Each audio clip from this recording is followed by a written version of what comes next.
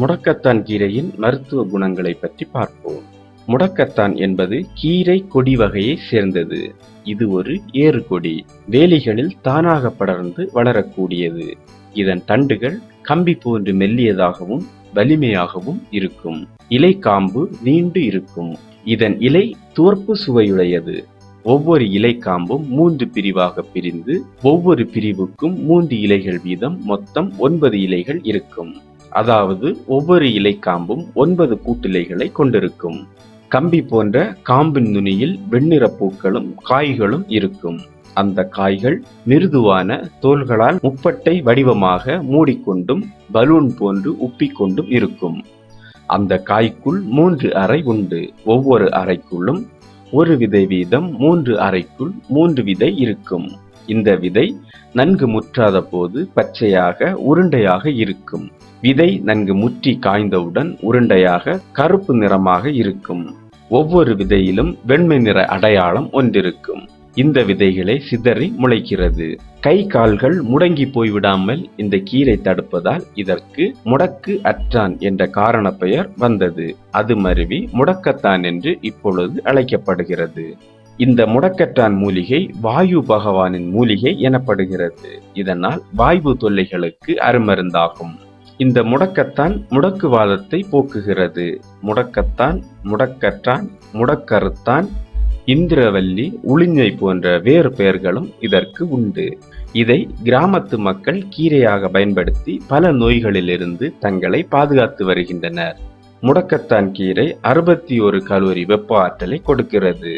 முடக்கத்தான் கீரையை எண்ணெயில் வதக்கி மிளகாயும் உப்பும் சேர்த்து துவையல் அரைத்து தொடுகூட்டாக பயன்படுத்தினால் சுவையாக இருக்கும். பொதுவாக வயது ஆக ஆக மூட்டுவலி பெரும்பாலானவர்களுக்கு வந்துவிடுகிறது. அதற்கு பல காரணங்கள் சொல்லப்படுகின்றன. ஆனால் எல்லா வயதினருக்குமே மூட்டுகளில் ஏற்படும் உபாதைகள் இயல்பான ஒன்றாகிவிட்டன. இதற்கு காரணம் மூட்டுகளில் தங்கிய யூரிக் அமிலம், புரதம், கொழுப்பு திரட்சி, சுண்ணாம்பு, பாஸ்பரஸ் படிவங்கள் தான். இவைகளை கரைத்து வெளியேற்றும் சக்தி முடக்கத்தான் கீரைக்கு உண்டு. இந்த கீரையை சன்னமாக நறுக்கி வெங்காயம் அதிகமாக சேர்த்து பொரியல் செய்தும் சாப்பிடலாம். கொடியை மிளகு ஜீரகத்துடன் சேர்த்து ரசம் வைக்கலாம். துவரம்பருப்பு, பாசிப்பருப்பு மற்றும் வேறு பருப்புகளுடன் இந்த கீரையை சேர்த்து கூட்டும் செய்யலாம். அதோடு அடை செய்வதற்கும் தோசை மாவை புளிக்க வைப்பதற்கும் இந்த கீரையை அரைத்து சேர்த்து கொள்ளலாம். கைப்பிடி அளவு முடக்கத்தான் கீரையை பொடியாக நறுக்கி அரைத்த புழுங்கல் அரிசி மாவுடன் சேர்த்து உப்பு தேவையான அளவு சேர்த்து அடையாக சுட்டு காலை மாலை 2 அடை வீதம் சாப்பிட்டு வர உடல் வலி நீங்கும். முடக்கத்தான் கீரையில் வைட்டமின்களும் தாது உப்புக்களும் குறிப்பிடத்தக்க அளவில் உள்ளன. முடக்கத்தான் கீரையை தொடர்ந்து உணவில் சேர்த்து கொள்வதன் மூலம் மலச்சிக்கல், மூலநோய், கரப்பான், கிரந்தி, பாதவாதம் போன்ற நோய்கள் குணமாகின்றன.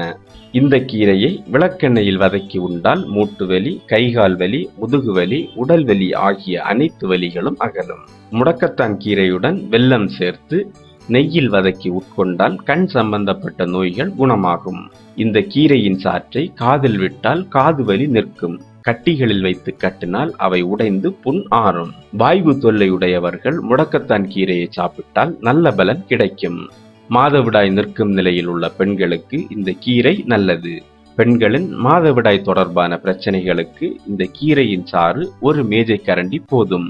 முதுகு தண்டுவடம் தேய்மானம் இருப்பவர்கள், மாதவிலக்கு நின்ற பிறகு பெண்களுக்கு ஏற்படக்கூடிய எலும்பு தேய்மானம், எல்லா விதமான மூட்டுவாதம், மூட்டு வலிகளை குணப்படுத்தும்.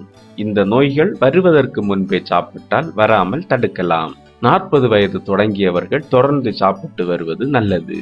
இதனை சாப்பிட தொடங்கும் போது முதல் 1-2 நாட்களுக்கு சிலருக்கு மலம் பேதி போன்று போகும்.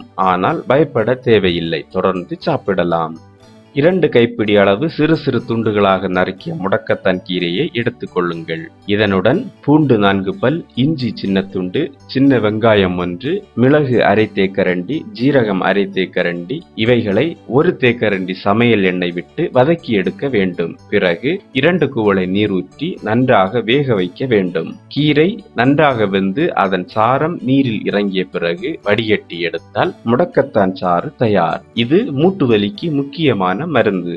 இதன் இலைகளை பாலுடன் சேர்த்து அரைத்து கொப்புளங்களுக்கு தடவி வர நல்ல குணம் கிடைக்கும்.